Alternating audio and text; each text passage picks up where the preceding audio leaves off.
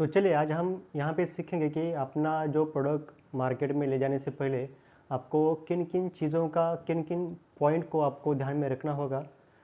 तो चलिए आज हम देखते हैं कि मार्केटिंग फॉर अ प्रोडक्ट इसका हम रिसर्च कैसे कर सकते हैं। Marketing research for product.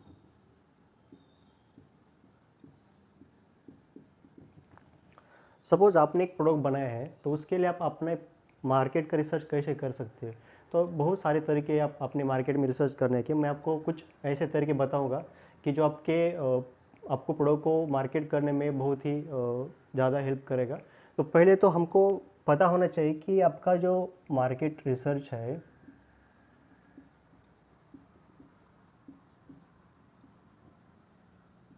उसके अंदर जो आपका जो टारगेट ऑडियंस है वो कौन सा है, आपका टारगेट ऑडियंस बेस क्या है। क्योंकि जब भी हम अपना प्रोडक्ट लॉन्च करते हैं टारगेट ऑडियंस, तो हमको पता होना चाहिए कि अपना टारगेट ऑडियंस कहाँ पे है। अगर आपने कुछ सपोज एक जूता बनाया है, वो ऐसा जूता बना है कि दुनिया में कोई ऐसा जूता आपकी तरह नहीं बना सकता है। बट अगर आप इसको अगर यहाँ पे जूता आपका इस मार्केट यहीं पे आपका, तो अगर यहाँ पे बेच रहे हो उसको, मतलब जहाँ पे आपको बेचना चाहिए वहाँ पे आप नहीं बेच रहे। अगर आपका जूता का मार्केट जो अगर यहीं पे, तो अब अगर आप जाके कहीं पे फूड गले में ऐसे इस तरह पे उसको बेचते, तो आपका वहाँ पे टारगेट ऑडियंस है ही नहीं ना। तो आपका जो प्रोडक्ट है, तो आपका प्रोडक्ट आप उसको गलत समझेंगे, बट नहीं है। आपने अच्छी तरह से मार्केट रिसर्च नहीं किया अपने टारगेट ऑडियंस के लिए। क्योंकि जब आपका टारगेट ऑडियंस आपका जो पता करते हो आप मार्केट में जाके, तो वो जो आपका प्रोडक्ट है, तो आपका प्रोडक्ट आपका नेचर, स्पेसिफिकेशन और बेनिफिट को डिफाइन करता है। उसी के ऊपर ही आपका जो टारगेट ऑडियंस है वो आपको पता चलता है कि एक्चुअल में कौन है। तो उसके बाद आता है कि मार्केट रिसर्च। ये मार्केट रिसर्च है, आप किस तरह से कर सकते हो मार्केट रिसर्च। मार्केट रिसर्च करने से आपको क्या फ़ायदा होगा। सबसे ज़्यादा ये फ़ायदा होगा कि जब आपने कुछ प्रोडक्ट बनाया है तो आपको पता चलेगा कि आपके मार्केट में एक्चुअली इसका कॉम्पिटिटर कौन है, अभी मार्केट में क्या ट्रेंड चल रहा है, मार्केट में सच में इसकी नीड है या नहीं। इन सब चीज़ों का कॉम्पिटिटर हो गया, मार्केट ट्रेंड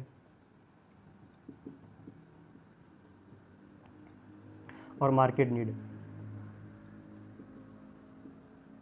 इन सभी चीज़ों का आपको पता चलेगा जब आप मार्केट रिसर्च करोगे। तो आप इसके हिसाब से, अगर मार्केट ट्रेंड कुछ और है और आपका प्रोडक्ट कुछ और बना रहे आप, तो आप इसके हिसाब से चेंज करके आप अच्छी तरह से उनसे बेहतर कैसे प्रोडक्ट बना सकते हैं अपना, वो इस मार्केट रिसर्च में आपको पता चलेगा। उसके बाद आता है यूएसपी। ये भी बहुत ज़रूरी है कि आपका जो यूनिक सेलिंग प्रोपोजिशन है,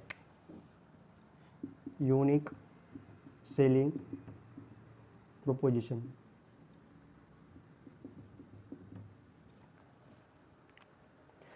अपने प्रोडक्ट का एक यूनिक सेलिंग प्रोपोजिशन या यूएसपी तय करें। क्या, क्योंकि इससे ये आपके प्रोडक्ट को कॉम्पिटिटर से अलग और डिस्ट्रीब्यूट बनाता है।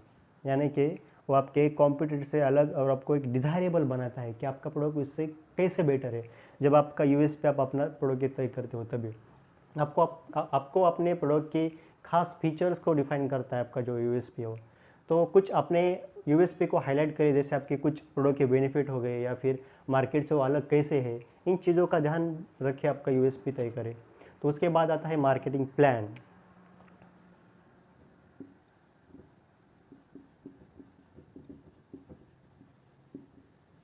आप अपने प्रोडक्ट के लिए एक सॉलिड मार्केटिंग प्लान बनाएं कि जिससे ये प्लान आपके टारगेट ऑडियंस को तय करेगा और उसके साथ साथ आपका जो यूएसपी अपना यूएसपी बनाया है उसको भी डिफाइन करेगा।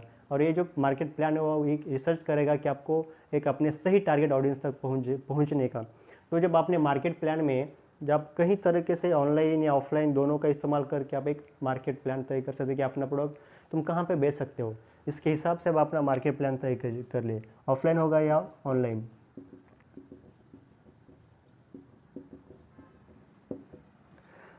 तो उसके बाद आता है कि जब आपने सब चीज़ों कर ली है, तो उसके बाद आता है कि अपना जो प्राइस है वो अपने प्राइस का स्ट्रेटेजी क्या होना चाहिए। मार्केट से आपका जो प्राइस है वो अलग कैसे होना चाहिए। अगर कॉम्पिटिटर का कुछ सपोज एक एग्जांपल देता हूँ मैं यहाँ पे, अगर एक एक्स प्रोडक्ट का प्राइस 100 रुपीज़ है और वो प्रोडक्ट आपके जैसे ही सेम है, तो आप उसका 100 रखोगे, उससे कम रखोगे या ज़्यादा रखोगे। तो वो डिफाइन करता है कि आपका प्रोडक्ट इनसे कैसे बेटर है। अगर सेम है तो ठीक है, बट अगर आप जब अपने प्रोडक्ट के लिए डिफाइन करोगे कि 100 से नीचे रखना है या 100 से ऊपर रखना है, तो आपके प्रोडक्ट के बेनिफिट, फीचर्स या उसके नेचर को डिफाइन करेगा कि उसके हिसाब से आपके टारगेट ऑडियंस के लिए आप अपना रिलायबल प्राइस रख सकते हो। और ये आपके प्राइस भी इसमें डिपेंड करेगा कि आपका प्रोडक्ट कॉस्ट क्या है, और फिर अपने जो प्रोडक्शन है या प्रोडक्ट के वैल्यू का है और कॉम्पिटिटर की प्राइसिंग क्या है, उसके हिसाब से आप अपने टारगेट ऑडियंस के परचेसिंग पावर को डिपेंड करेगा कि आपका प्राइस क्या आप रख सकते हो। तो ये होगा प्राइसिंग स्ट्रैटेजी।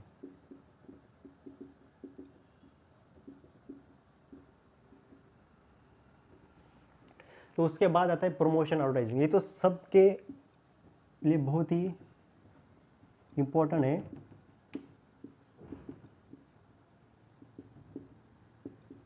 कि आप अपने प्रोडक्ट का प्रमोशन कैसे करते हैं, आप आपके प्रोडक्ट का जो एडवर्टाइजमेंट है वो कैसे कर सकते हो।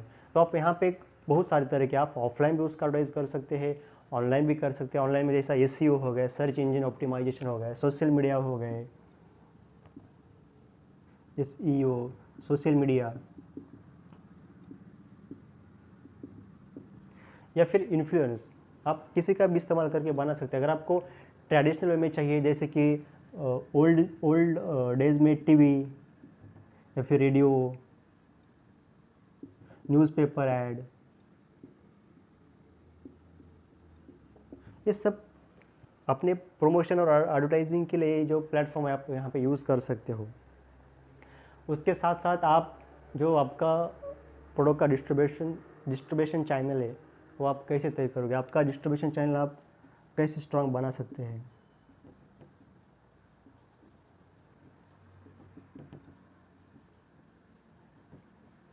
ये तय करेगा कि आपका प्रोडक्ट का जो आपने बना है उसका ऑडियंस कहाँ पे है।